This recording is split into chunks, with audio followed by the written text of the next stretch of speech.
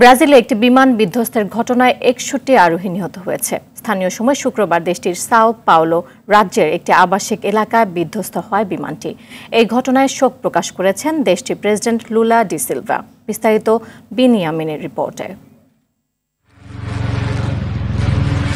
ব্রাজিলের দক্ষিণাঞ্চলীয় পারান রাজ্য থেকে সাও পাওলো শহরের প্রধান বিমানবন্দরে যাওয়ার পথে ভিনহেদোর একটি আবাসিক এলাকায় বিমানটি বিধ্বস্ত হয়। এতে বিমানে থাকা ৫৭ জন যাত্রী এবং ৪ জন ক্রুর সবাই নিহত হন। এছাড়া ক্ষতিগ্রস্ত হয় ঘটনাস্থলে থাকা ঘরবাড়ি ও স্থাপনা।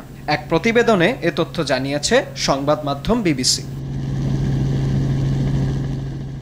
ভয়েপাস এয়ারলাইন্সের PSVPB নাম্বারের এই ফ্লাইটটি স্থানীয় সময় ১১:৫৬ কাসকাভেল থেকে যাত্রা শুরু করে। এর ঠিক ১.৫ ঘন্টা পরেই টাওয়ারের সাথে যোগাযোগ বিচ্ছিন্ন হয়ে যায় বিমানটির।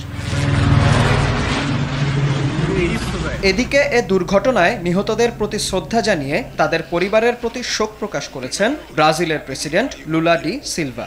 এছাড়া ৩ দিনের শোক ঘোষণা দিয়েছেন সাও পাওলো রাজ্যের গভর্নর তারসিজিও দি ফ্রেইতাস।